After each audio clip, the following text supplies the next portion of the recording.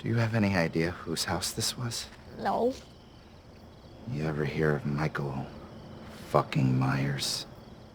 And do you know what happens to people who come into the Myers home without an invitation? We're not even scared. Oh, yeah? Oh, yeah. He stabbed his sister in the tits right upstairs.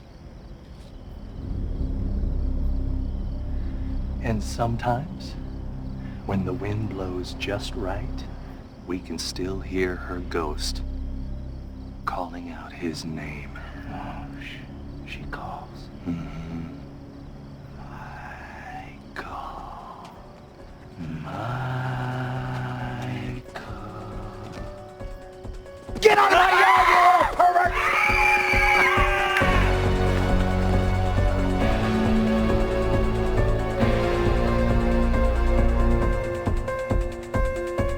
What's up? Welcome to a new episode of Schmovie. This is episode number 427. My name is Steve, one of the co-hosts of the show, and as always, I'm joined by Ron. And Lonnie, weird and scrawny, has had bad dreams, so he cries to mommy. That's John, guys. John, yes. That's John, guys. If you listen, you know that's the order it goes in, so you always have that anticipation of how's John going to choose a quote from a movie? Yeah. Or am I not going to? And I love that there was the one week anticipation. where I was allowed not to, and no one said anything, and it's like, that's the way it ought to be. If it happens, it happens. If it doesn't, it's like looking out the window and seeing Michael Myers standing there, and then you look away, and then you look back, and he's gone. It's like, that's the way my opening quotes are. It's the same thing, John. It's the exact same thing. Yeah. That's what scholars compare it to. Or he'll just get closer. That's the weirder one. When he's like, "Oh shit, where's it? Oh no!" You jump out of order, and you would do it before Ronald says his name. Right. Oh, That's what it is. Yeah. There was a time where I feel like we were either incapable of getting it timed right on without tripping on each other, or where we were trying to make it different every time or something. I don't know. I feel like there's different eras of our opening greetings. It might be the improvement of Zoom. Like I feel like Zoom's gotten so much better. Sure. Like I'm looking at you guys in this video. It's like, Don't jinx us. looks great. Yeah. It might be that our lighting has gotten better or something, but you never know. Ronald, did you freeze? Yeah. Got him. I made another funny. So, guys, we've made it. I mean, we're going to start this. Let's see if we can get through this. But we've made it to our final Halloween Watch 'Em All episode. Yes. These have been, what is it? This is the fourth one? Fourth one. I mean, just feels right. Let's round it out at this first week of October as we get into spooky season. As always, we planned this out perfectly. Yeah. Right. Planned from the start, clearly. And, that's just how we do things. Very profesh. Yes. And we're going to clean it up nice and neat here with this final episode. What's going to be funny is in a few weeks when we're like, what can we do for our Halloween episode? What we've been doing for 3.5 months. Right.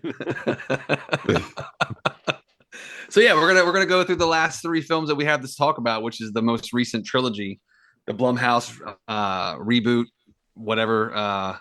What's the other term? What requels? All those, the David Gordon Green trilogy that brought back Jamie Lee as Laurie, and it kind of came out.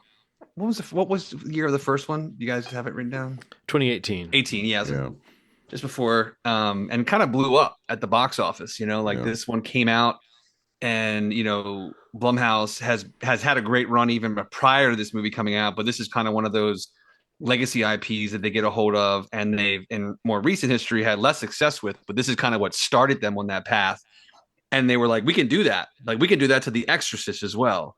And that's what didn't work out so well. And even with the same director. Yeah. But yeah, when in 18, when Halloween comes out, the David Gordon Green version, everybody's excited. Jamie Lee's back. A lot of the marketing for the film was really good. The trailer was really good. And it was just like a kind of a very exciting time for arguably one of the top 3 horror franchises to kind of come back with a new film in a modern age and to bring back like an icon again, but in a different way, like a way that, seems to be directly connected off of the first 2 films. What was an interesting take. And you know what's exciting mostly to me is like Danny McBride co-wrote this movie. Right. Yeah. You know, it's like, what? You read the billing and you're like, what? It's definitely one of the more interesting things about it, the whole series, is to think about the McBride of it all. But it's like I was thinking about it. It's like I totally love that career for him. I mean, I love that he's gotten a chance to do something like this, and I love that he's kind of buddies with David Gordon Green, and it allowed this to happen this way. Because I think that some of the best, and I mean, maybe you could say the worst too, but like the best and the worst things about the three movies we're going to talk about in this episode, like it feels like it's rooted in someone's actual aesthetic. Most of it, you know, there's a little bit of like what you'd call fan service or whatever, but I think that a lot of it does feel like someone's attempt at this point in watching these films. These are the 11th, 12th, and 13th Halloween films that we've watched for this podcast. And so at this point, it's like, I'm sort of over the whole idea that they're going to be different when a different team comes in and takes on the material. So it's like, it doesn't have to be the end all be all. At this point, we can all agree the first one is still the end all be all. I mean, for the most part, most people agree the first one is still the best one. Yeah. Once you're doing this many movies and we all agree the first one's the best one, it's kind of like, well, what is this team going to do? And I sort of like that. I think we can credit Danny McBride and his kind of just story sense for some of the again, the weaknesses and the strengths of this I think come from someone who's actually trying to do their take, and that's better than something anonymous. Yeah, for sure. I mean, and that's something that, you know, even with Rough House Pictures, like that's the production company that he runs or that he has with David Gordon Green and Jody Hill.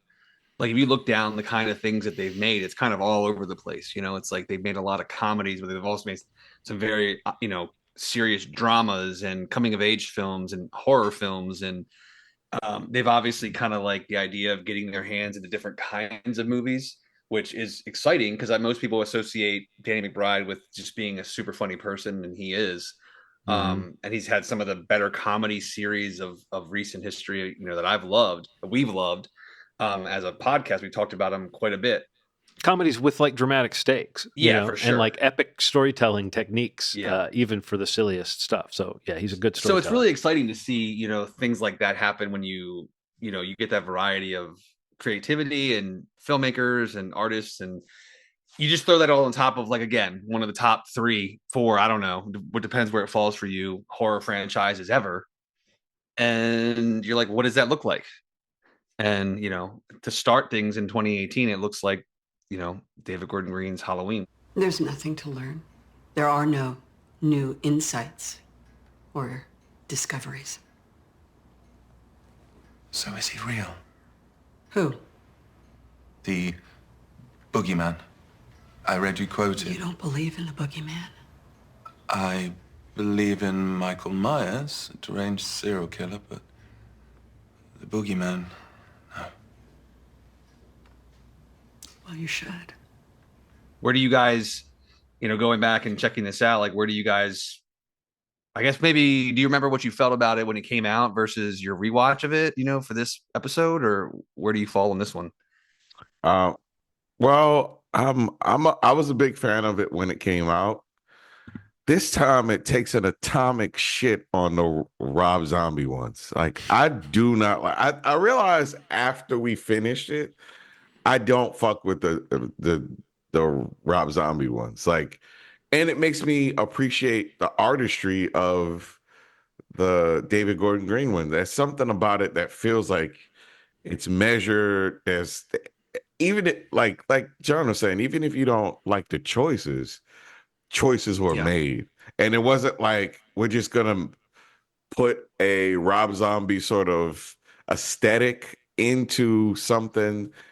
Like, I kind of like that it feels familiar. Like, I think that's what I'm trying to get at. Something about the David Gordon Green trilogy feels so familiar. Like, they still do the suburban thing. It still feels like it's like in the space, still feels dangerous.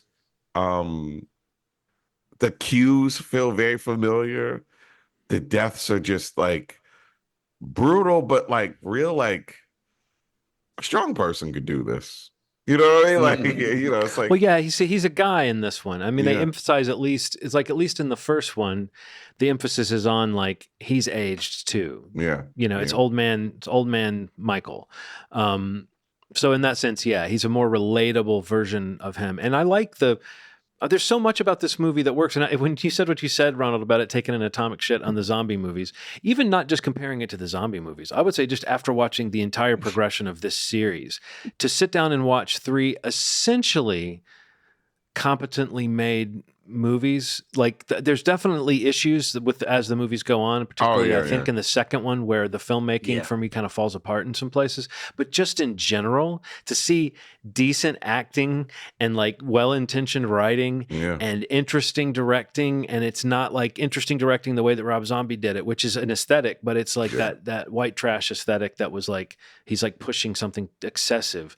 You said measured, Ronald. I don't know. It's an interesting word to use, but it's the right word in a sense when you look at what David Gordon Green brings to this world, which is a kind of thoughtfulness. Yeah. And again, I guess I'm going to eventually just stop saying, and some things just don't work because these movies have so many things that like work up against things that don't quite work. Yeah, And I yeah. think the first one might have the best overall average of stuff that works, but it still has moments where it kind of hits a clunky spot. But so much of that comes from like trying to inject a real moment of character, and some of Yeah. that stuff can be awkward, and some of it can be a little self-satisfied, or you can be like, this is a little gimmicky, but it's never cheap and lazy and stupid the way some of these movies we've been watching Yeah. from this series have been. So in that sense, I think that I liked, and it's funny, Steve, that you were saying like what year did it come out? Because to me, I can always remember this movie as 2018 because that's sort of what people call it, is Halloween 2018, because Yeah, you have to yeah.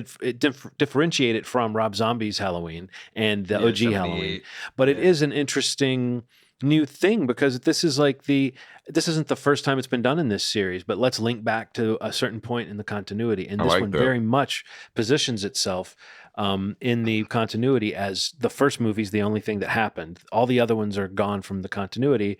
And, there's even a character, the sort of stoner guy, Dave, who I like the way that he's a better guy. Like he's a decent kid. He's a solid kid after all. He actually does try to go back and save his girlfriend. Yeah. Stupidly, Julian tries to warn him. Julian's like, get out of here. He's going to kill you. But I like that Dave doesn't, because that gives Dave the perfect excuse to run. But I like when they're walking and he's kind of being a little insensitive about it, maybe. But he makes a good point. That's like, this is like a few people that Michael Myers killed 40 years ago. Why are people still hung up on this? And it's like, Yeah. I don't know. I feel like it was a good way to position the viewer in what this movie's doing, which is saying, let's go back to it's, what happened, and it wasn't based on any brother sister thing. Laurie Strode and Michael Myers aren't related. It's just she was the girl who happened to come to the house he was in, and whatever, he fixated on her. He got recaptured. He's been chained up in this place, like They've like imprinted on one another. Yeah. right, but did they? And I think that the way this movie deals with that question of like, why are their paths intersecting? And I really enjoy that it's the actions of other characters that make sure it's going to happen, that these two characters intersect more so than that Michael Myers is like got this connection. I don't know. I think a lot of that stuff just feels like they really thought it out before they did it. And I think again, it hit some bumps in the road, but like watching this movie, I almost started off thinking, I don't think I'm going to like this as much as I did the last time. And I kept liking it and going, I think I like this. And I think certain things I liked better this time. And certain things maybe I didn't like as well. But I think in general, I was more on board with Laurie's personification of this character, or Jimmy Lee Curtis's personification of Laurie. I think I was more on board for it from the start this time. I saw a lot more humor and life in the character, and she seemed less drab and gloomy to me, which was what that was the impression I've been walking around with in my head all this time, is that she's pretty drab in these movies, but she's got some pretty fun moments. Yeah. So I don't know, was there anything that surprised you, Steve? Like, I know that you generally liked it before. It wasn't that long ago that we watched it. Have you watched this movie a bunch of times or anything? I think I've watched it a couple times since. I mean, I think I may have rewatched it maybe when Kills or Ends came out, just to kind of make sure I kind of kept that through line there. But yeah, I remember, I would say I remember liking this, not loving, but liking it enough. I think when we get into our rankings, it's like somewhere in the middle for me. But I do remember really liking pieces of it. I did really like a lot of the what Ronald was kind of getting at, like just the vibe of of the town. I like the vibe of all the characters that we met, like, Karen's husband and the kids and her friends and, the settings around the teens. I liked all that stuff. And I think the big thing for me was that I thought the ending was awesome. That's the takeaway. Like, I feel like for the whole movie to be like good, better than good, like the ending I thought was very good. Yes. And it was like a moment I remember leaving the theater where like that was a very good ending, like, and there's 2 more movies. Mm-hmm. And that was when like the concern or doubt crept into my mind. Well, I mean, it's a little bit of a double-edged sword, right? Because you're like, oh, cool, that was good, and they're making more awesome. But then you're like, but that felt like a good ending. Yeah, that felt real good. And it's like, how many more steps do we need to keep bringing this thing back around when you can give us a moment of finality that doesn't feel too final? Like, I like the way that ending is. He's kind of there in the flames, and then he's not there, and then you see it ends on them. Yeah. And I don't know. I kind of agree with you. The first one has a great ending. Like, I was unexpectedly back into it when I was watching it because Nikki kind of came through and she got wrapped up into the ending and was watching it. And then I found myself going, "Oh, watch this! Oh, this is awesome!" Like, I found myself doing that thing of like, you're like repping it, but also, but feeling more pumped than I realized I felt. Like going, because I do like I think now that I've seen it a few times and I'm not surprised by it, or I'm not like disappointed by anything that doesn't go the way I thought.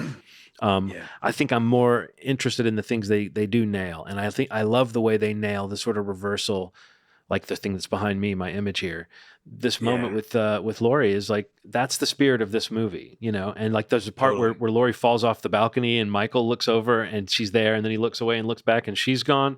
It's like that might be for some people fan service, whatever, but I feel like it's the perfect inversion of what we've seen before, and that's what I mean about the thoughtfulness of what David Gordon Green and his writers came up with, which is just like they came up with a lot of like, oh, no one's quite done this before, or wouldn't it be neat to do this, or even the research I've done on the versions of the movies that they haven't done, there's a lot of things that were in pitches over the years that will somehow percolate back up, and so I think there's a lot of like interest in just trying to figure out like what are the unplumbed depths of this series that has had so many entries in it. And I think that one of the ones that never quite got, they kind of did it in H2O, but it never quite got nailed, was that idea that like now Laurie is just as scary as Michael is, just as formidable. And I love the moment, Judy Greer's little fake out moment where she pretends that she's crying and then I love it. She draws him out. Like I liked that before. I was practically pumping my fist when I was watching it this time. I remember feeling that way in the theater, like when you realize, oh, like they're all working together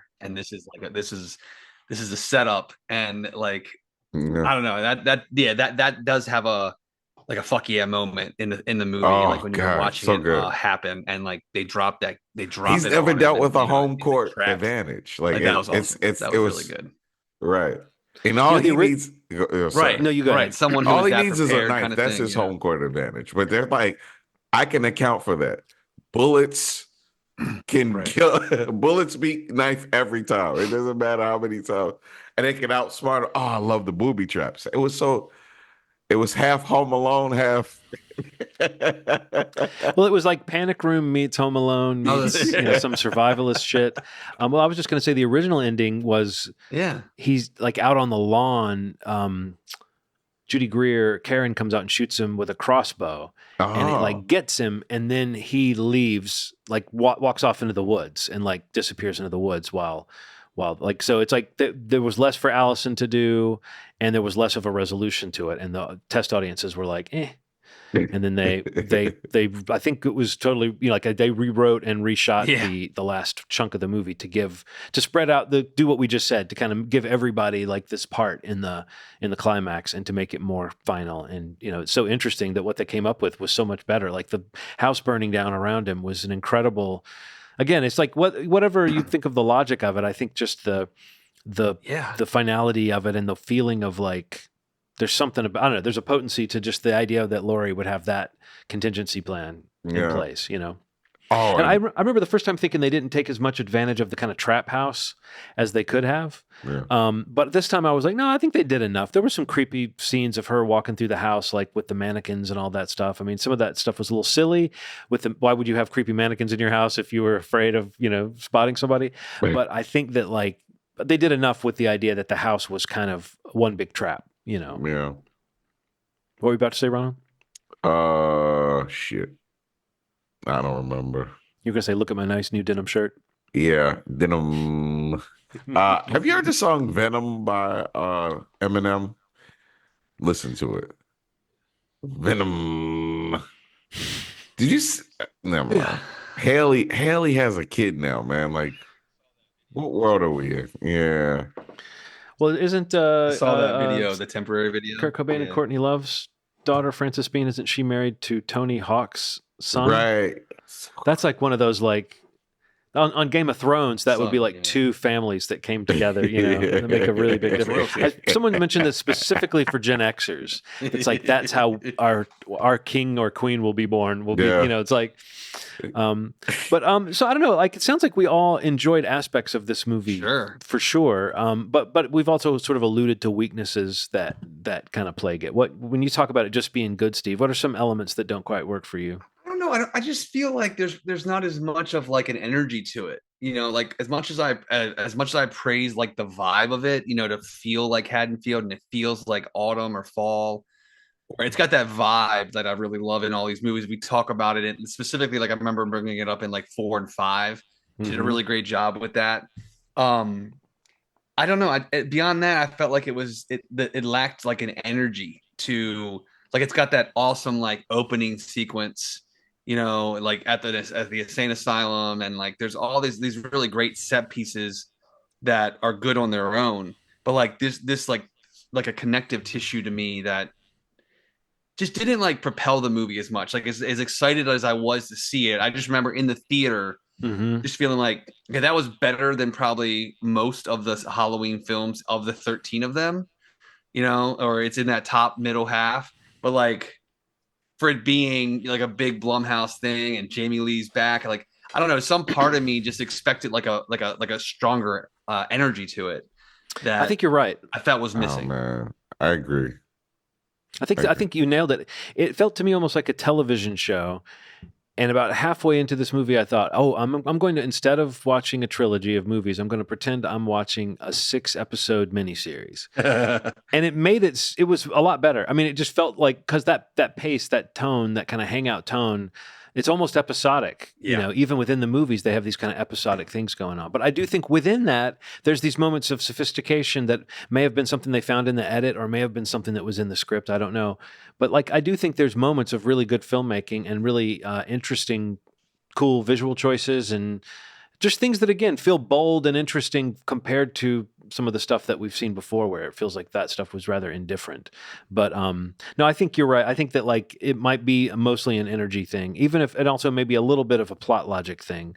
Yeah, that too. In some places. But like for instance, the scene at the asylum at the beginning, and all the inmates are screaming and stuff. Like, I like how surreal and bizarre that moment was. And the podcasting team didn't bother me as much this time as they did before. However, I still think it's ridiculous that they had a budget for the interview. That's just hilarious. Like, what podcasters are walking around with $8,000 in an envelope?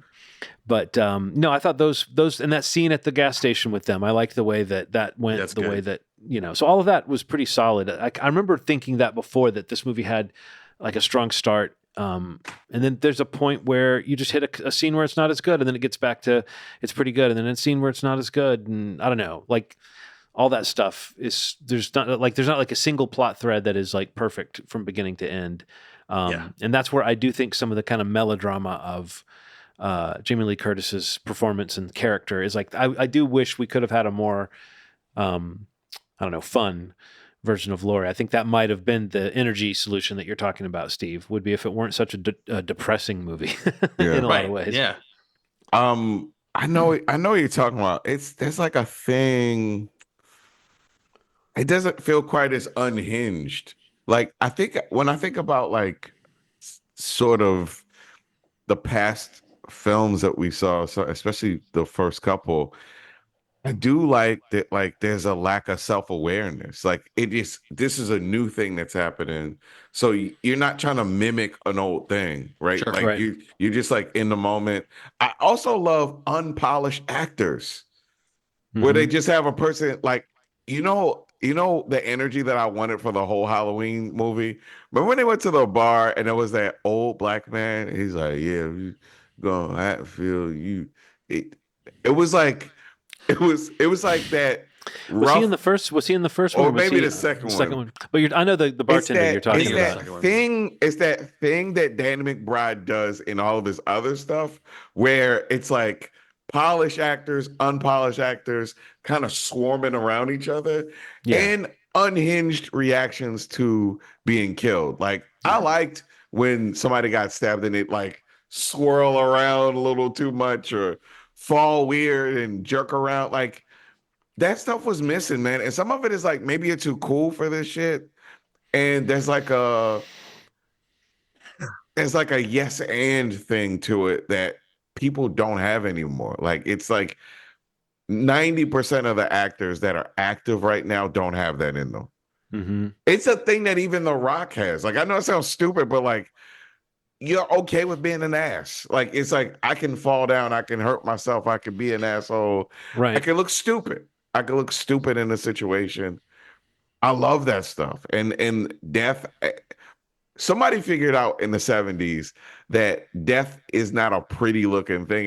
It can be kind of, I guess it can be kind of goofy too. Like if you're not considering being embarrassed, you're like screaming for your life as a person's coming towards you with a knife. Or they're just lifting you up and banging you on the wall. Like when he bangs so many people to death on things. And that poor podcaster guy, the House of the Dragon guy, the Lannister, the Aaron is the character's name in this. Like he gets like bloodied to a pulp, like on the door of the stall that the woman podcaster is in. I just thought that was a really great use of the space. And I've always, in my head thought that kind of someone in a small space just taking you and just banging you around, and like once they've got you once you've gone bang bang, you're now kind of disoriented, so now they can just do it until you're limp.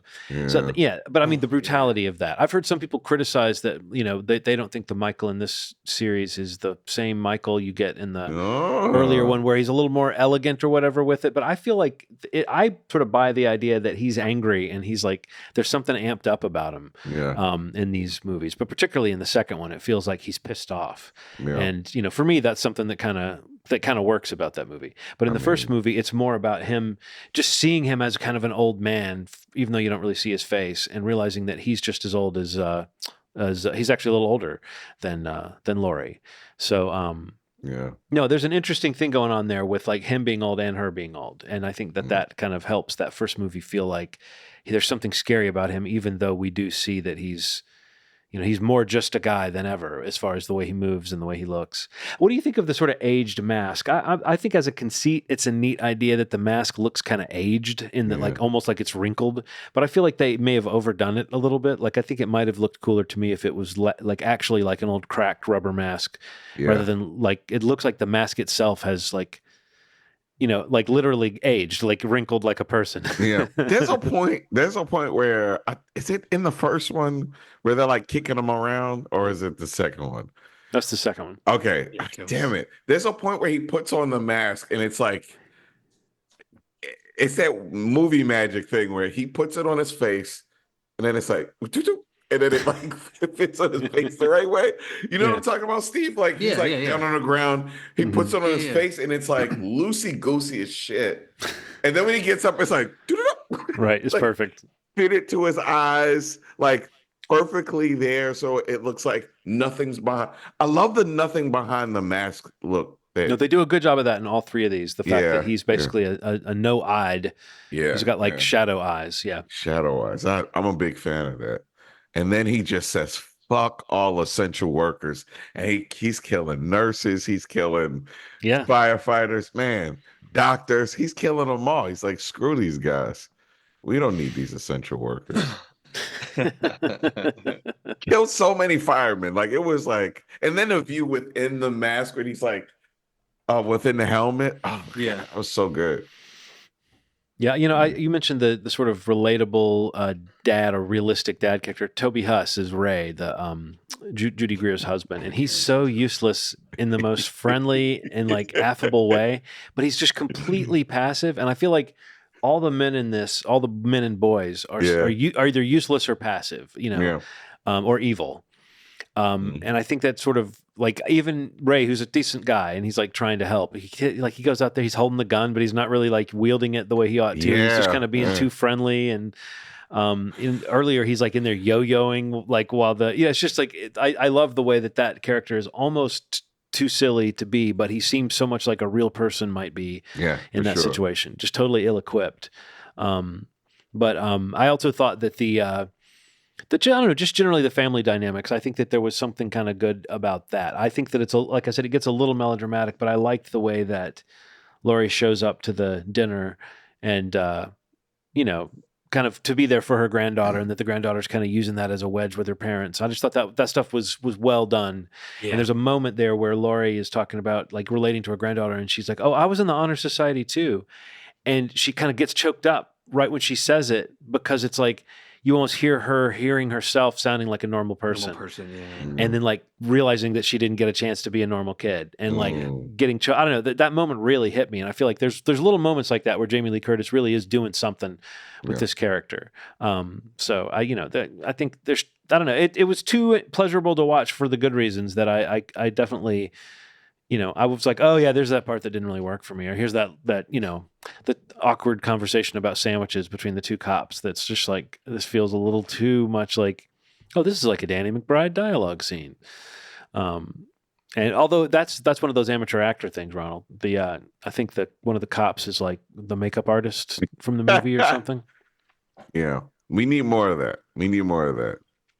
But maybe not dialogue about sandwiches. No. The second one is where I think we went a little left. Well, let's do that. Does anybody have anything else they want to add to the conversation? I was just going to ask you guys what you think of Dr. Sartain. Do you think he works? Forgettable. No. Forgettable. Doesn't work as a story device, or do you think like just they could have done a better job of that same idea of like, this guy seems like he might be the Loomis, but he's actually a different sort of beast? Yeah, and or just maybe not even needing to be present at all. Yeah, honestly. It didn't work for me though. In general, it could have been like his son or something. Like I would have liked if it would have been like, this is Loomis's son. But where was Loomis getting busy in between those all original films? Right, we don't know. Well, that was the thing they never really showed. Yeah, it's implied that he had some kind of a family at some time, but I don't remember now the details of any of that. No, I kind of agree. I think I like the way that his manipulation of the situation is what gets Michael out to. I mean, I like that it's a self-fulfilling prophecy that Michael and Laurie are going to cross paths, and that Dr. Sartain is in the middle of that. But I just don't know if any of that's particularly well executed. Even the idea that he wants to put on the mask or whatever. Like, I think you could have a character do that, and it wouldn't be so crazy. I just feel like there's a little too much emphasis. It almost feels like they're flirting with Cult of Thorn stuff with him or something, where it's like a guy who worships Michael. Yeah. I don't know. It doesn't quite work. It's like that whole, I do like Laurie meeting him though and going, "Oh, you're the new Loomis." In the house next door, there was a babysitter and a young boy and a young girl, and they were brutally attacked by this stalker who had a power beyond any mortal man. My name is Tommy Doyle, and I was that young boy. So please, join me in commemorating the victims and the survivors of Michael Myers. So, Ronald, you were saying Halloween Kills goes a little left. You mean goes a little south, goes a little sideways? It's like, I don't know, man. Like, huh? Are you muted? I think. Oh, sorry. Yeah, my little thing. Sorry, I said by going left, you mean like you were going west, and now you're going south. Yeah. It went all directions. It fucking was. I don't know, man. I think it's like the whole like, I don't know, Tommy Doyle thing. It's a weird thing because Tommy Doyle, what the fuck? Well, it's cool. Are you Anthony Michael Hall? What?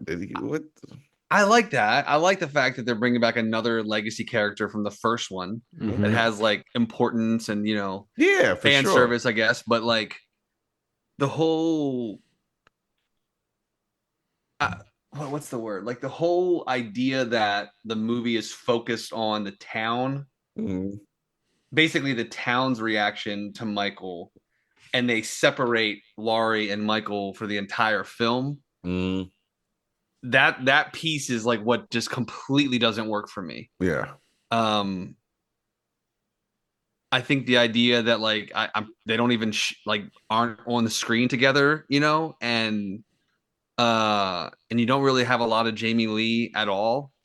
Well, you get a certain amount of her, but it's the weirdest. Yeah, it's like philosophical conversations happening with almost like it's narration or something like throughout the movie. It's very weird. Like and she's giving a lecture on the nature of evil while the movie's happening. Right. And then and what she's kind of talking about is being like enacted by the town, it's like this other idea of evil and like how they're going to handle it. And, evil dies tonight or whatever. That all that stuff is so weird to me. Like it's so bad. That's just so bad. I remember when we all watched it and we were like, this does not work, but I'll watch it again. It's like it's like a Halloween movie that's just at least there. It's like it's fun or funny. I don't know. Like there's a talking about vibe and energy. Like the whole thing is so off to me because the first one went so hard on like trying to get back into like what Halloween 78 felt like in a lot of ways, and had a great ending. And then the idea to like. I don't know. I'm trying to get it. Like the idea to make this a trilogy became very apparent here. Yes. Like I'm not sure what the take is here on the idea of a trilogy and where we go from a great ending from the 2018 one. And the idea to like, to put her in the hospital and to have her kind of being philosophical and like weird scenes with her. And there's some pretty cool kills in the movie. So at least it follows its title. It's got some good kills, but like focusing it on the town dealing with Michael or trying to deal with Michael more than our final girl. It's just weird. It feels literally like a spinning wheels thing. Like it's like let's just do something for an hour and 45 to 2 hours. That's like going to get us to the final movie. That's good, right? They're going to be the middle chapter, as though it was conceived as a middle chapter. I think that's I really agree with what you're saying about the intention to make it a trilogy becomes apparent when this movie is like, and in some ways it's meant to be the kind of dark middle chapter where stuff goes bad, like, and so in that sense they deliver on that. But I think that there is a weird kind of incomplete story. For as much as they do, it's kind of an incomplete story. That's why I was saying when I thought of it like a miniseries, the idea that it would be the middle 2 episodes of a miniseries feels more generous to it than it's a movie on its own. But I think that like the mass hysteria in the town is such a shit storyline. Totally agree. Like it's just it's not the part that I like of that, which I honestly think the idea that a bar full of people with an axe to grind with Michael Myers would go out into the night and try to take him on, that to me is great. Like a group of like a larger than average group than we see normally. That's like a posse trying to get my. But they kind of do that in part 4 though. But I mean, I would like to like hang out with a group of characters that we like who are like part of this effort, and then like. Oh, gotcha. I'm just saying that was a promising idea, but when it has to be like the whole town, it becomes like a South Park episode or a Simpsons episode or something, where people are actually chanting something and like waving pitchforks and torches in the streets. It's like it just was, and then like the way they're literally like chanting what they're chanting and just running around the hospital like a mob. It's so weird. That stuff was so badly handled. But as to what you're saying about kind of like what Michael is in this movie, like I do like the idea that he comes out of that burning house mad. I like that in my head. I'm like, I like the idea that he's a little bit meaner in this one because he's mad. But I realize what my issue with the way Michael comes off in this movie is, and it applies to some of the kills. There are some good like stalking scenes that I like. but the sort of like when it's him versus a large group of people, it's not like you're watching a Halloween movie. It's like you're watching some gory video game that has like a Michael Myers skin that you can put on a character, and then he can just take out 12 characters, or he can take out, it's like, it doesn't feel like when he takes out those first responders at the burning house, it becomes absurd. It becomes almost like a sketch, a comedy sketch, where they come up to him with a different tool and then he turns it on the guy and kills him with it. Yeah. And it's like at the end when he gets back up from essentially being dead, and Jamie Lee Curtis is implying in the narration that like fear makes him powerful and makes him where he can't die. And it's like these movies have been trying to hit this whole idea that he's just a guy, and also he's like powered by fear.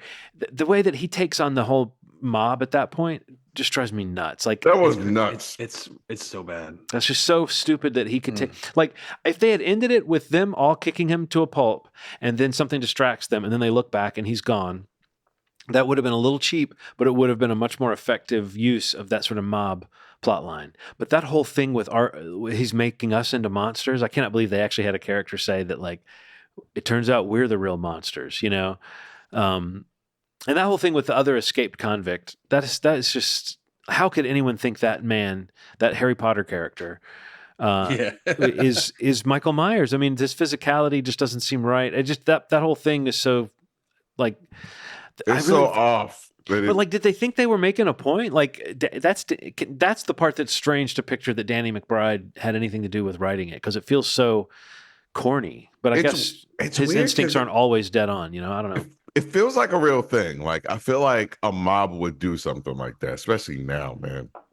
But I feel like there's a subtle way that could have been handled without necessarily showing that. And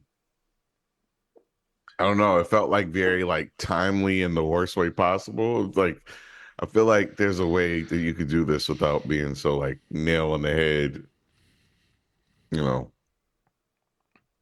so literal. Right. Yeah, it's like no room for nuance. It's just like, I think this is a commentary on, how our current society and how people are about things. And it's like, man, that could have been a better version of that. Yeah, that's what I was saying when you stepped away, Ronald, is that like, I think that there is a cool version of the town as a character kind of thing.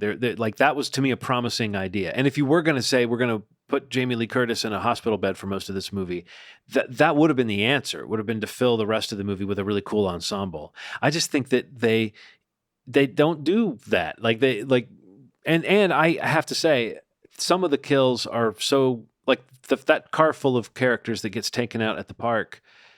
It's just crazy to me to kill that many characters who seem like they're becoming kind of promising characters that you might like to follow, and to make it like they can't shoot straight, they can't figure anything out. I mean, I sort of get the joke of that, but it had a deflating effect for a set, for at least a minute, to be like, okay, we're not really following these characters. These characters are just done. It was too much. It was too much in one scene. Like, it's too much bumbling. I mean, like, if you're gonna do that. And this is the first movie that has like John Wick implications. It's like, I bang your arm, you go like this and shoot somebody by mistake, or you're like aiming for one person, they duck down and then another person gets.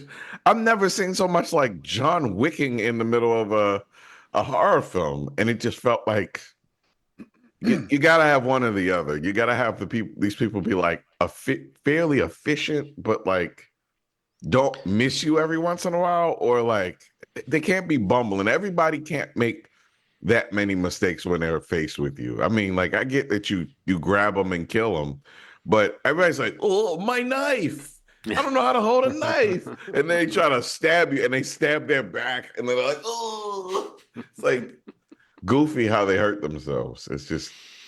I feel like the scene with Big John and Little John was somewhat credible when it comes to like the way they try to take him on, the way they try to protect their home, but not really, they're not like badasses with a lot of game. But I saw where some people were saying that those characters were like offensive stereotypes, but I don't know that I quite see it that way. They don't seem, they seem like interesting. I guess the fact that they're gay characters at all was sort of, in a movie where people pop up to get killed, it doesn't seem like they're treated particularly worse than anybody else. But to me, I liked them, and I liked their home, and I liked the fact that the Myers house in this movie, I don't know that we've seen it before in any of these movies, where it's just a well-decorated home that's being inhabited by people that just live there now. I mean, it's like, it's just a house that something happened in a long time ago. I thought that was that's one of those things that, like what I was saying before about, this hasn't quite been done this way before, and the fact that they use it when they're trying to scare the trick-or-treating kids, or the pranking, kids, but those little shits. But I don't know. It's just, I think that was one of those wrinkles that worked for me. And every time that their house, like when they were going upstairs, I liked the way it was painted, these dark colors that felt like it was a cool style choice, and it made it look nice, but it also made it really creepy, and shadowy and stuff. So I thought that was a nice, a nice addition. And, I feel like there's a few vignettes like this in the movie that are just like a funny enough group of characters that you catch up with, and then they get killed, and then that's it. Yeah. Or you keep coming back to them. I guess those guys are kind of in a lot of the movie in terms of time, but you kind of know when you meet them, they're probably not gonna make it. Yeah, it tonally just feels very different than the first one. I can't figure out why they would stray so far from what felt like a really strong first script into this that doesn't feel like it has the same care like the first one had. It just doesn't feel as I don't know if measured. you were here when we were talking about it, Ronald, as like a middle chapter. Like this is the one where Steve said, knowing that it was a trilogy, this is where it felt like, oh, this movie really operates as though there's going to be another one coming, rather than a movie that's trying to really feel complete. And I think it does try to give you the dark hour before the climax. Like Michael Myers is kind of ascendant at the end of this movie, right? But that almost makes the way he is in the beginning of the next movie doesn't really make sense, really. So yeah, like, it doesn't connect. It doesn't really link up that well. I'm trying to think if there's anything like a major event in this movie that's really worth speaking of, except for the death that happens at the end. How did you all feel with Karen? By the way, Karen, who I believe was named Karen. I don't know when Karen hit the scene as far as like the mass market of like, we know what Karens are, right? But like the first movie, I feel like she's an innocent Karen. It's like she's just a Karen. But there's one time where Jamie Lee Curtis says to her, like, your side window is wide open, Karen. And it's like, oh, there's a little bit of a Karen. But like, poor Karen. Did you think this was an interesting way to end the movie? Or do you think it's kind of a waste of a cool character? What did you think when you saw someone kill Judy Greer, which should be illegal? Unjustified piece of shit move. I really did enjoy some of the backstory that she gave about how she was never able to quite be a kid. And I thought that stuff was so cool. Like it's a perspective that makes perfect sense. A person that's completely traumatized by the horrors of Michael Myers would also do the same thing to their kid and traumatize them the same way. Create this like super soldier, essentially, of a person who really is like a sleeper cell. Like, you don't know that this innocent looking person has been like trained to kill, knows how to operate a gun, knows how to, camp out and do whatever. I love that. And then to have her like, tell this really cool story that connected us to, just the dynamic that they had, just to brutalize her in the end, and just feels like a bargaining chip in between a second movie and a third movie. It feels like, we got to raise the stakes. Let's kill her daughter, as if she hasn't lost enough. Let's just kill the shit out of her daughter. Right. Well, it's like kill her daughter and kill all the legacy characters. Like if we care about Tommy Doyle or the nurse, is it Marion coming back, or even the way they bring in Robert Longstreet to play Lonnie. And it's like, because we love him so much and he's such a great actor, that character has a little bit of soul. They even take Cameron, the piece of shit boyfriend from the first movie, and give him a little bit of soul in this movie. I don't know. It's like, it's full of these characters that I get the point of it is that Michael Myers is this unstoppable killing machine, but it does feel like there's a certain part of you that goes, but you also could be setting up characters that have value to them beyond just the pain of seeing them, match up against Michael. And then to take out, then to take out Karen does have that angle of like, oh yeah, she. But I feel like as an ending, it kind of works as a punch. I mean, it does. I was gonna say, like, I think it actually works personally. It felt like not that I want to see her go because I love Judy Greer and in general, but I feel like, you know, especially, you know, you see how this trilogy ends. I kind of feel like, and the way that the third film leverages Allison's kind of disconnect from anything after this event happens at the end of Kills, I just feel like, you know, the way it works out at the end of the first one and to seemingly work out like that again in this one, you know, after she kind of lures him into the mob, and even though that doesn't go so well, she's like removed from that scene by the time that's all happening. You know what I mean? And she's moved on. And I don't know. I just feel like, you know, to kind of cut to the Myers house, and we know that Michael basically took out that whole mob, and she's back at this house and going through this weird vision of a young Michael. I just thought was like a cool way to end the movie, where this is like it's like a point for you, a point for him, and it's like level set. What's the third movie look like? Yeah. And I don't know. I just felt like that kind of thing, like you see like a really powerful character that kind of helped end the first one on a really high note, and she seemingly was about to help end this one on a high note, you know, before he turns the table in the mob. So for it to turn around on her too, like in that successive sequence, I thought worked for me. I actually kind of liked the way that ends. Especially, you know, because it cuts to Laurie like looking out of the hotel or the hospital, and she has no clue, you know, what's gone on yet, because she's like wasted in the movie entirely. But yeah, such a weird choice, right? I mean, and it's like, and even though I like the conceit. It's similar to The Mask being aging. It's like I like some certain conceits, but not the execution. I like the conceit of her and Hawkins having these chats, you know, and kind of seeing each other there. But it's just, it feels like such a weird add-on to this movie. It doesn't add a lot of value to the story, and it really does feel like it's even more of a sidelining than in Halloween 2, if that's what it's a reference to. They overdid it. Yeah. Well, I'm trying to think if there's anything else I really need to say about Halloween Kills. I guess not. I mean, I think the main thing is I don't really know. Steve, do you know? Did the plan of did they change the plan for Halloween Ends after Halloween Kills? Because it feels to me like they were setting up a different sort of. Maybe I even heard this somewhere that originally the plan was to have a movie that picked up right where this one left off. That's right. They were supposed to be filmed back to back. Like at the same time. Oh. And that changed apparently because of production issues or like a really tough production. And I think that caused them to kind of rework what Ends was.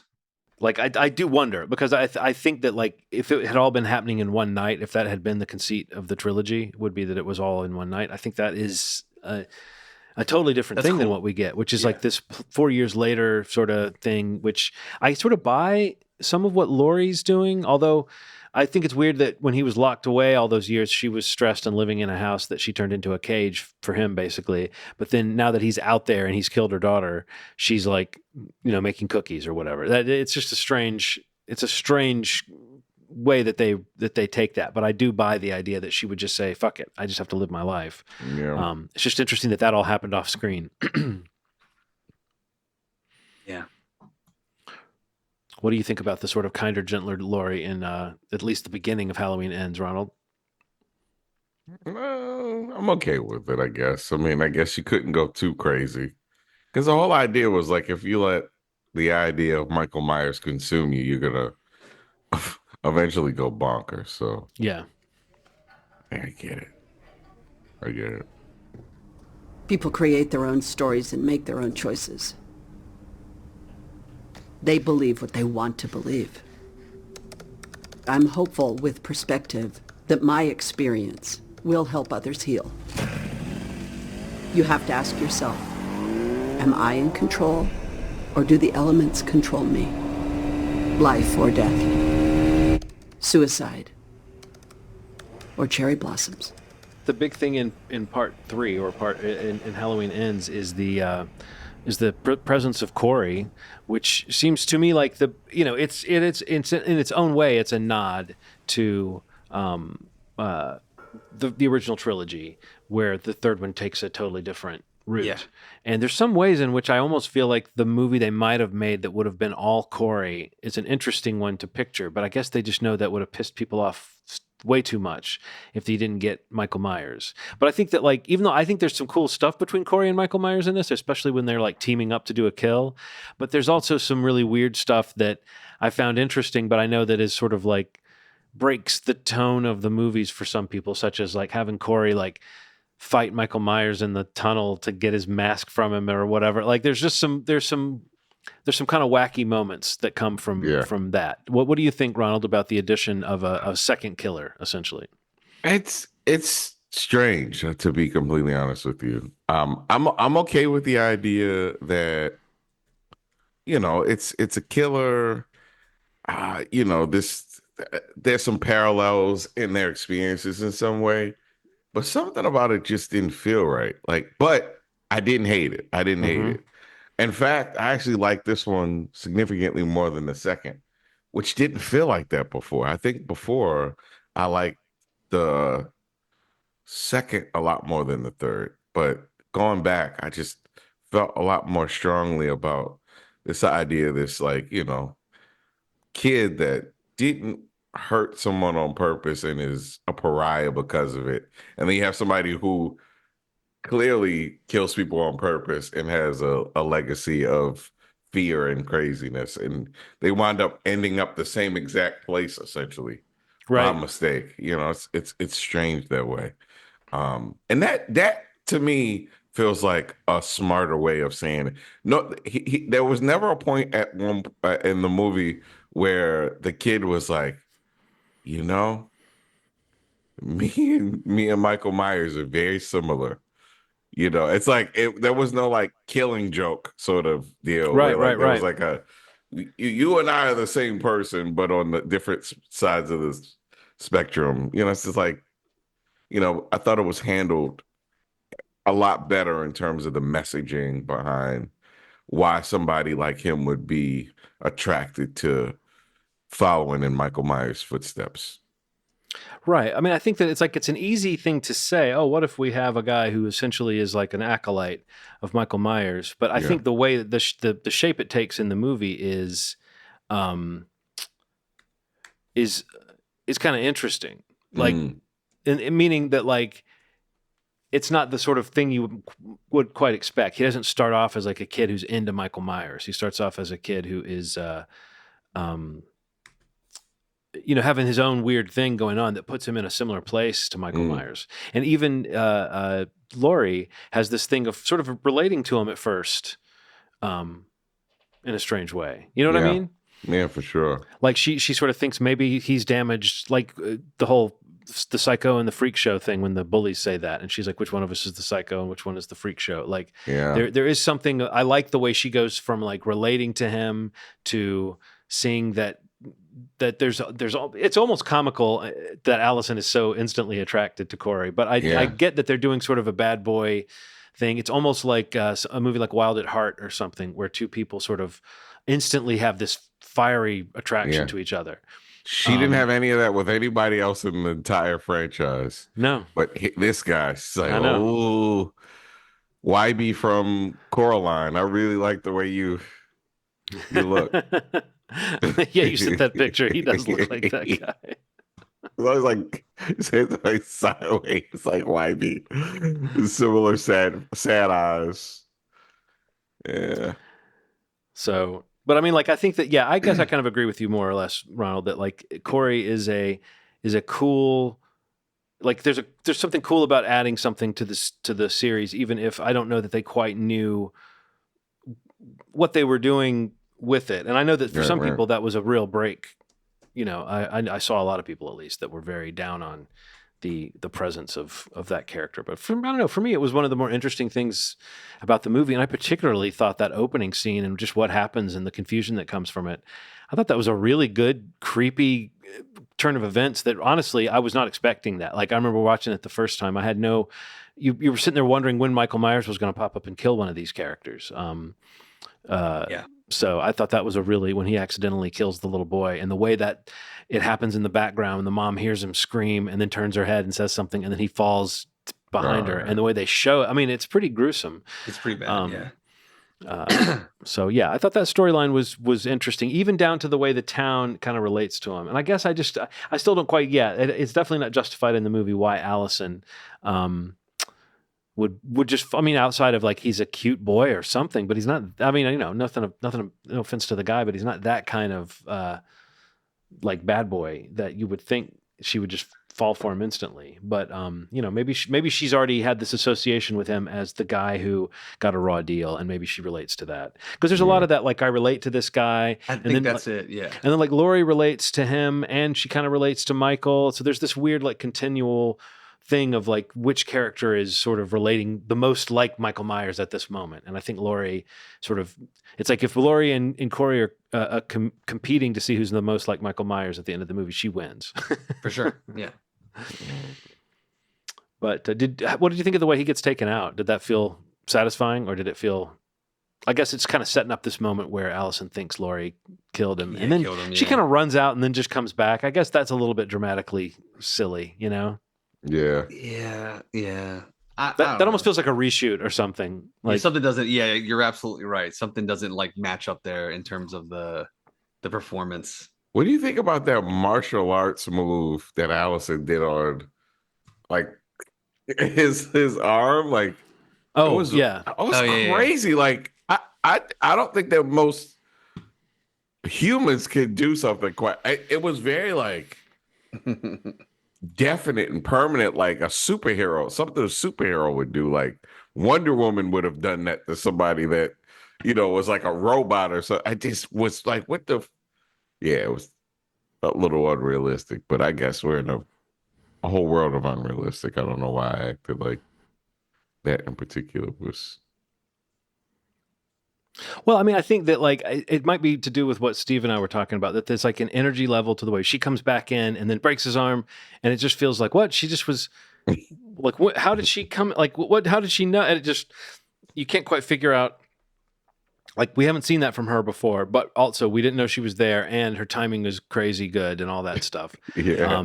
I do love how much Laurie like, you know, knifes him to the island in the kitchen and then brings the fridge down on him. I mean, that scene was really fun for me. And I thought their fight in general in that last scene is a pretty solid, you know, person taking on a slasher. I have a thing for whenever that gets pulled off well, when someone just fights back, and it feels like a good moment. And that was a good, you know, fighting moment.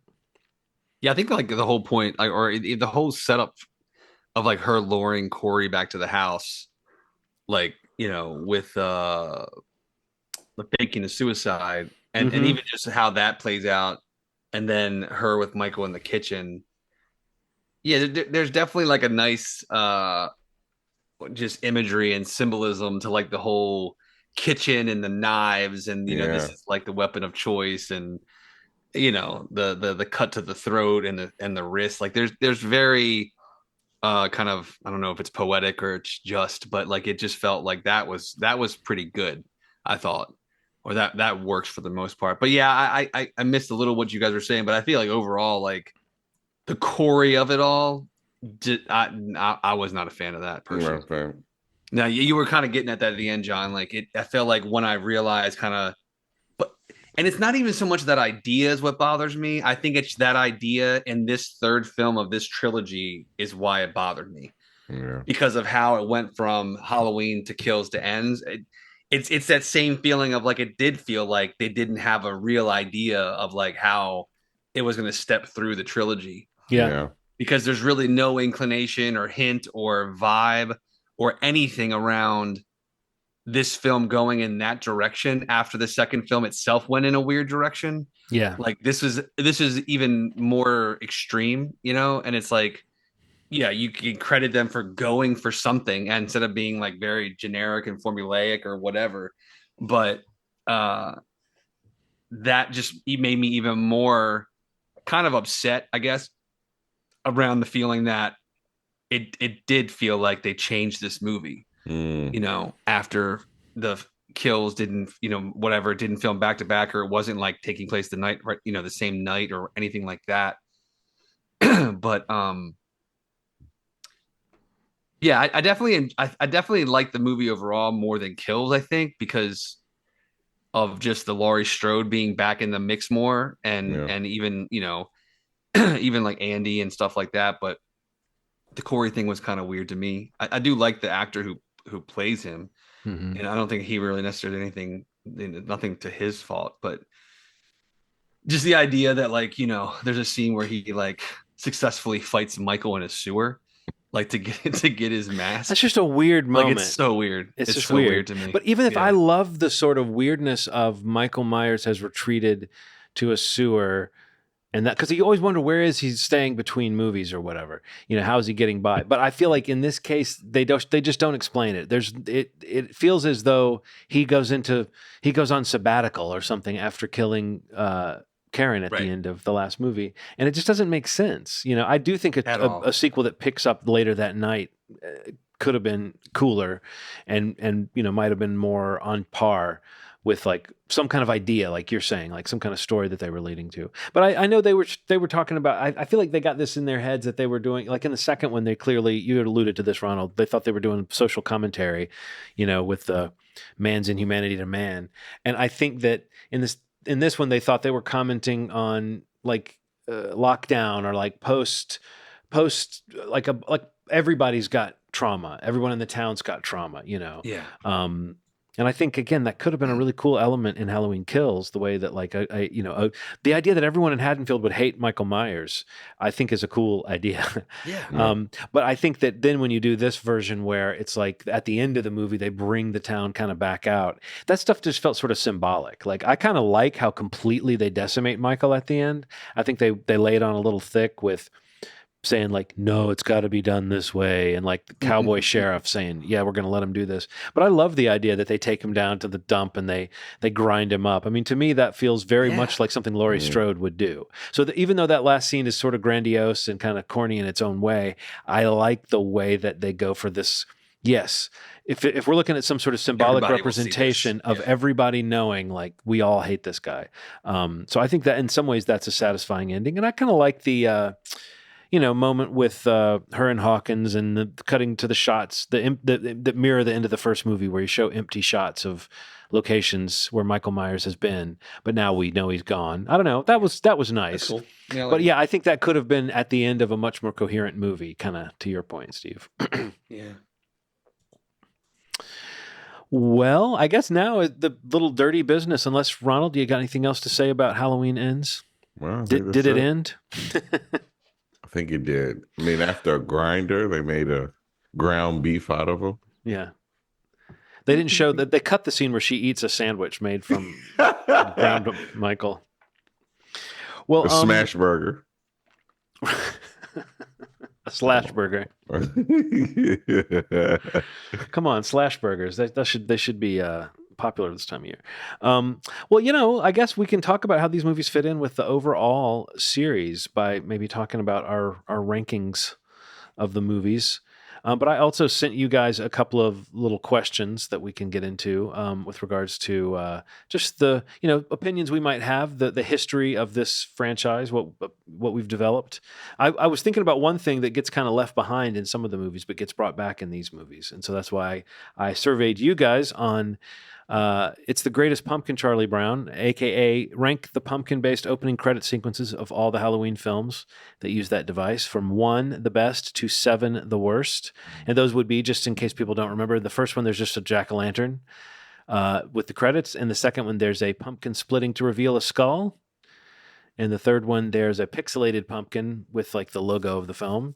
Then they skip that for a movie. And then in the fifth one, there's where it's a weird opening, but then we realize we're inside a pumpkin while it's being carved. And then for the new movies, they brought it back. The reverse rotting pumpkin of Halloween 2018. The Halloween Kills, like gang of pumpkins that we see growing up. And then it ends in a weird spooky melty pumpkin silhouette. And then Halloween Ends, which is kind of odd. I can't tell if pumpkins are bursting through other pumpkins or kind of morphing through them, but they're kind of arriving as one is ending, the other one's showing up, and they're kind of replacing each other. So these are our rankings of the greatest pumpkin. I will go from the worst to the best. So let me see, what's the highest score here? Okay, the highest score with 19 points. Halloween 5, Inside a Pumpkin While It's Being Carved. That's our lowest rated pumpkin opening. The next lowest score is Season of the Witch, the pixelated pumpkin. I actually had that one kind of high. I liked the ingenuity of it. I remember when it came up, I was like, oh, that's cool that they're doing that. Then the next one, there's actually a tie with 14 points each. Halloween 2018's Reverse Rotting Pumpkin, and Halloween Ends' Pumpkins Busting Through Other Pumpkins, which are replacing them.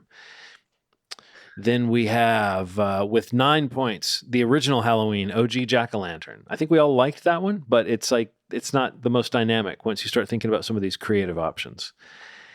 Now, in third place, we have, let me make sure I've got this proper.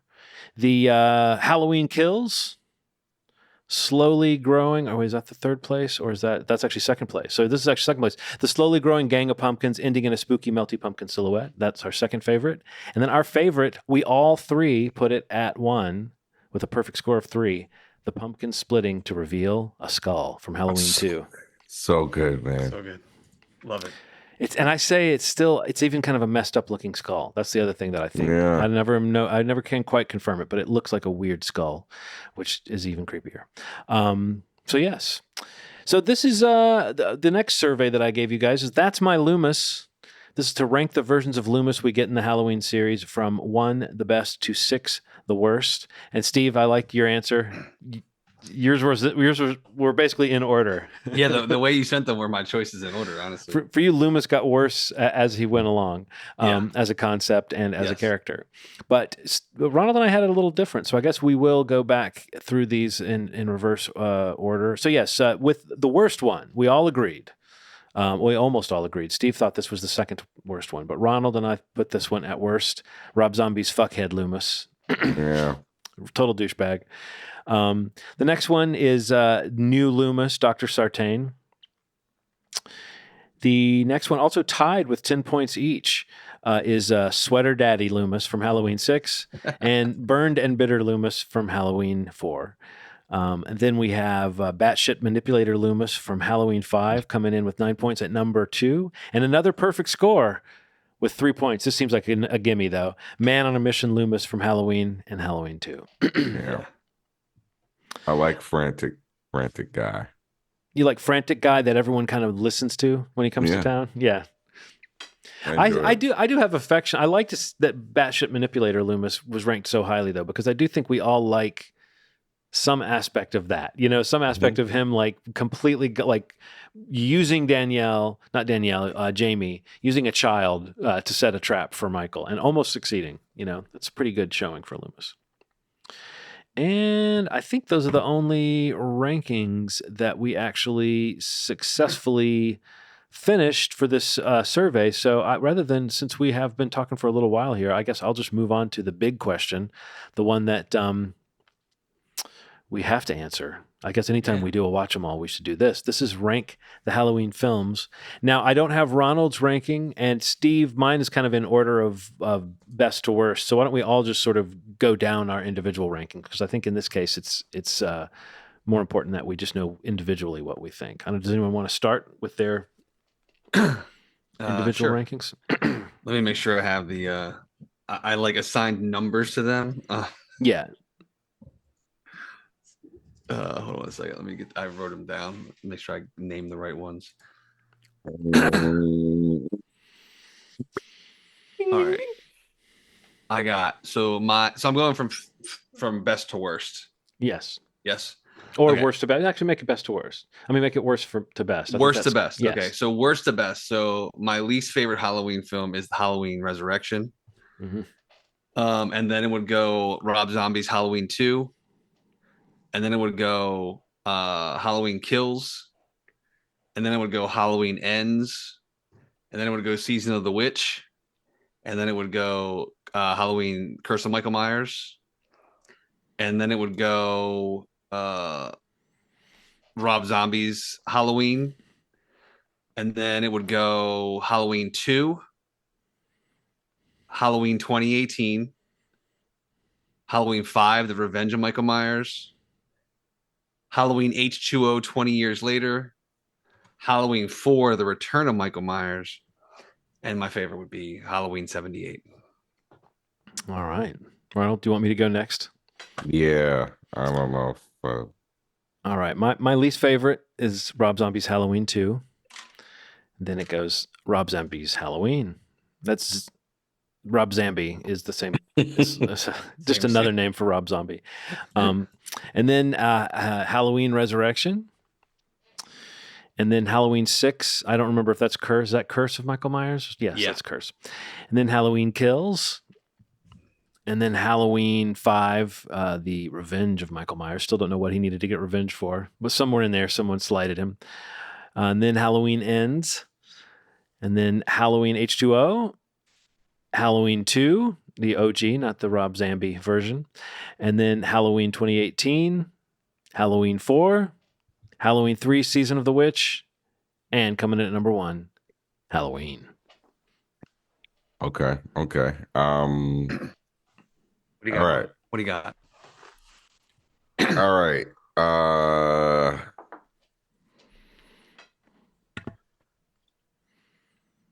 Halloween Resurrection, Halloween 2007, Halloween 2, Halloween Curse of Michael Myers, Spitui, Halloween Ends, Halloween 5, Revenge of Michael Myers, Season of the Witch, Halloween Kills, Halloween 4, Return of Michael Myers. Oh God, this paints me in a corner, doesn't it? Halloween H2O, Halloween 2, Halloween 2018, and the original Halloween is number one. Wow. Yeah, I like that ranking. So 18 is really high. Yeah, man. Okay, cool. 18's like damn near. So it's like it's a strong second place. It hit me so hard the second time watch. I mean, I watched it. Good. It was weird as I watched it a couple times. Good. Sometimes, some reason watching it this time, it just felt a lot more complete. It felt a lot more like ambitious. It feels like they tried to keep the sense of it, but tweak some things. But again, there's like that wiliness that I really appreciate about like people being very unaware that like, hey, I'm in like a franchise and people die this specific way. I didn't like that part of it, but the movie I liked it. I liked it a lot. That's good. No, that's perfectly good. Where was it? It was in my top 5. I think Halloween. Yeah, yours. 18. It was number 5 for you. It was number 5 for me. Yeah, okay. And it was number 4 for me. And yeah, so it's a pretty strong showing. I mean, there's kind of a middle of the packness that once you get down from the absolute golden classic, there's a lot of like good tries in there. You know what I mean? And I think that Halloween 2018 falls into the category with the good tries. That's why, and that's why I have Halloween Season of the Witch so high for me, is because I think that it's, for me, one of the most captivating of the tries. Sure. And I think that if you look at those paths not taken for the series, the idea that it could have been an anthology series of all the things they almost did but didn't do, a 3D version, a crossover with Hellraiser, all this kind of crazy stuff. The anthology route is probably the most tantalizing option, because that would have allowed for there to occasionally be a sequel to one of those anthology entries, but that each year you wouldn't be expecting, like, to break people of the habit of expecting Michael Myers every time. If they had succeeded in doing that, the series would be different. Now we wouldn't have seen so many reinventions of the same thing. Yeah. I think that like my top 5 really feels like, it's basically alternating versions of Laurie Strode. Yeah. And then in between them, I have the Jamie Lloyds. Like I love the 4 and 5. Like, so I mean, that feels pretty good to me. Yeah. No, it's funny how like not surprised I was, even though I was surprised when there was like this. There's extreme variation within our list, but there's also certain things that are kind of, again, assuming that a lot of these movies fall into the middle. There's a few that we really think are stinkers, and then there's a few that really are in the middle, and then there's a couple that are so mixed.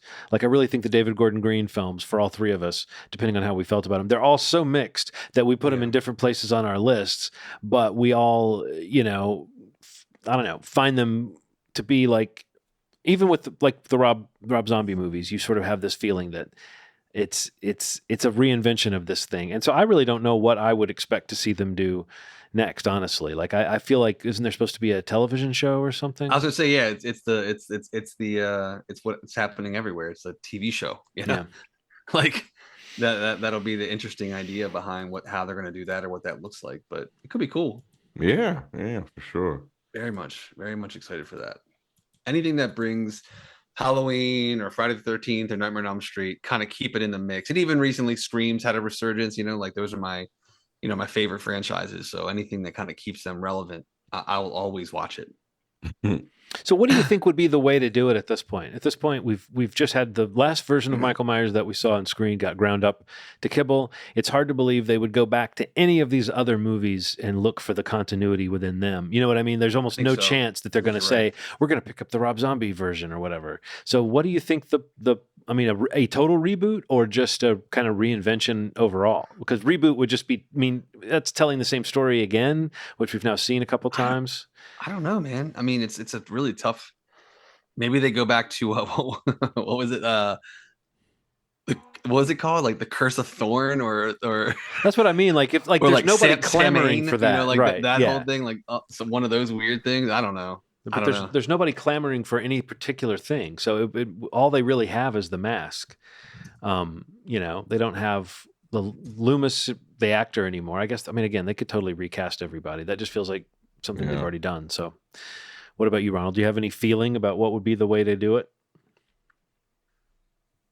Just small town it up. I mean, like if you just make it feel like Haddonfield.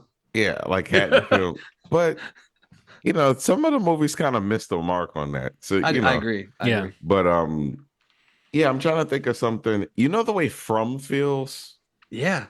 Like that, the way that it's like a small town, the sheriff, the people, and then something's off. You lost it up where you have a couple people show up. Like, where the fuck did they come from? I thought that this was one island and people couldn't go on and off, and then it's like people keep appearing.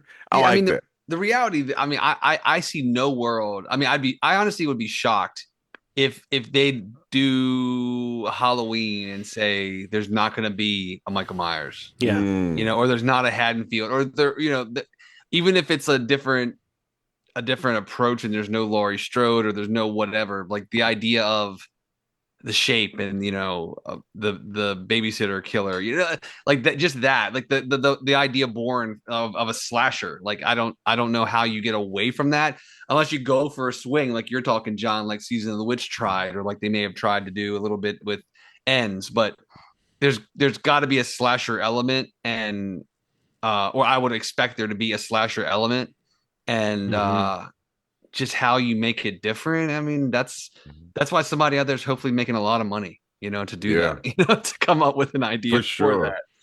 It was funny. I was reading an article just before we recorded. I wanted to mention this. I forgot when we were talking about Halloween 2018.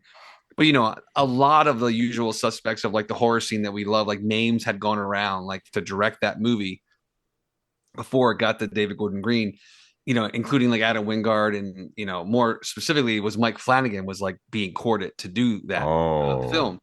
And he had already done Hush, and like his whole thing of like, I kind of bowed out because like what I would have made was Hush, basically, because Hush is basically a slasher movie that is like my take on Halloween in some way. And like, it was like, he was talking like, it's good that I didn't do it because the only thing I wrote down was, what if Loomis was a woman? And it was like, and he was like, and that's when I knew I wasn't the right person for this movie. And he's like, I would have added nothing to it. And that's like, that's what you're looking for though, is like somebody's got to have an interesting take on like one piece of the puzzle to change to kind of make it interesting enough that you could still have a slasher, and and if it's Michael Myers, cool, but if it's not, it could still be Halloween, maybe, or in the wake of Michael Myers, or there's a legend of, or like the lore around. Was Flanagan a Blumhouse guy? Was that like that? Where did like Oculus and Ouija, whatever the prequel come out? Because I know that he was kind of considered a guy who you could bring in to a franchise, know. And you mentioned Wingard too. Like, but both of those guys are those names that come up a lot on those. I saw where Adam Wingard said that like he got a personal email from Carpenter, kind of giving him the stamp of approval, and he said that even though it didn't quite work out, he still walked away going, Carpenter said, I vouch for this guy. And he said that was as good as having made the movie in some ways, Yeah. But I think that it's interesting that Flanagan had the presence of mind to say, I don't know that I have anything to bring to this that wouldn't be something I've already done. And this needs more than that, like it needs more than what I would have to do. But I would be willing to bet that he could. Yeah, I mean, do something pretty cool. They did Oculus. Yeah, I mean, like they did Oculus. I think they did the Ouija film that he did. I'm just saying, I think that studio-wise, he was a guy they trusted to sort of come in and have a take on the material, and that when he, totally agree. He had to kind of pass for it to not be his. But it's interesting that now he's taken over the Exorcist job from David Gordon Green, which is a little, I mean, again, I feel like maybe he's not the guy you hand your legacy trilogy to, but at the same time, I think it's, it's still, I still like David Gordon Green. I'm still interested, particularly with his direction he does on the Danny McBride television series. He works on those, and usually a lot of those are just well-made shows. So he does good work, but I don't know. Yeah, it's tough to know like what is his kind of capital when it comes to this kind of material now. You saying Flanagan and reminding me that he's taking over the Exorcist thing is like, I the idea of him taking over one of the legacy things is really cool. Mm-hmm. Like, I like loved Dr. Sleep. I thought it was great. Like this is like a great. I've never seen it. Oh, Ronald, you got to watch it, man. It's so good. You haven't seen Dr. Sleep? Oh, it's so good. I could have sworn we talked about it on the show, but I guess it was just me and Steve. Yeah, I think it was. Yeah, I just bought it so that I could watch it. Like you're gonna love it. I'm very confident. Ronald, if you want to pick Aaron loves that. If you want to pick it as your next required viewing, there you go. You can make us watch it. There you go. Oh, that's October. A good one. It is. That's a good one. But yeah, I was always rooting, and he kind of always teased like wanting to be involved with any kind of attempt to reboot or whatever the Nightmare on Elm Street series. I would love to see him do something with that character. But I'm sure he's got something awesome for extras. He doesn't miss, in my opinion. So a motherfucker don't miss. Yeah, right. You kind of want him to do his own thing, like true. Well, yeah, I mean, the most recent thing he just had the Life of Chuck premiere at Toronto that apparently blew the roof off the festival, and I think it won the audience award and like got picked up by Neon for release next year. It's supposed to be great. Well, it's based on a Stephen King thing, but it's supposedly not like it's not a hard, dark story at all. It's supposed to be more uplifting. So I wonder if it's going to be like Shawshank, Green Mile kind of vibes. That's what everybody.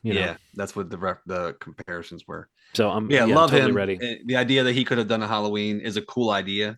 But Hush is also a great movie, so I'm happy that Hush exists. And if that was his take on Halloween, that's fine. Yeah, that works too. And also good take.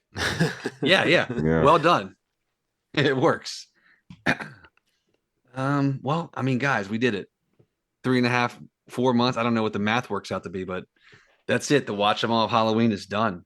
Yeah. And now we wait for the series to come out so that we can do that and really complete the Watch 'Em All. I feel like when we do a Watch 'Em All, we're beholden to talk about whatever the next one is, when they make a new thing. Yeah, we got to complete it properly. But, Ronald, we were just talking about this, but what is your required viewing pick for next week? It's going to be Dr. Sleep. There we go. I just incepted that. Let's do it. You just made it happen. Because I haven't seen it. I'm really excited about it. I literally just bought it for like $6. I'm really excited to watch it again. I loved this film. Is this the theatrical or the super edit or whatever? Which one did you buy? Oh, that's a good question. I gotta check.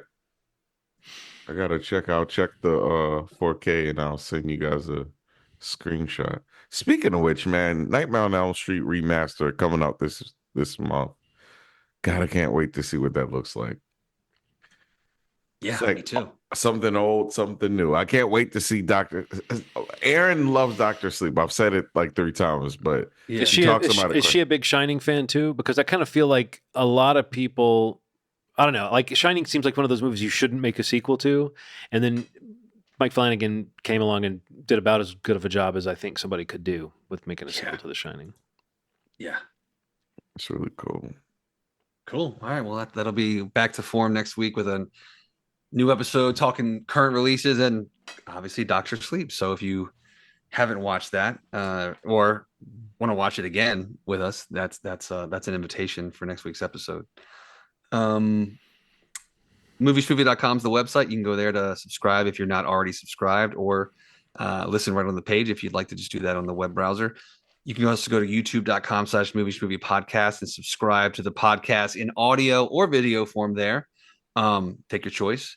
And if you do any of the stuff I just said, it would be really appreciated. And even better if you could leave a review, a rating, thumbs up, anything like that for some feedback. We love to see that when it happens. Yeah, come on, stop being silly. Yeah, don't be silly. This is not a time to be silly. I know. God, all the silliness out there. But yeah, we'll be back to regular format next week, talking some current releases. The guys have seen some films they're excited to talk about. And we'll do that then, I guess. Thank you so much for listening, and especially if you've been along for this Watch 'Em All ride with us. Special kudos to you for hanging in there with us. Welcome to October, and as always, you've made our day. Thanks. Bye.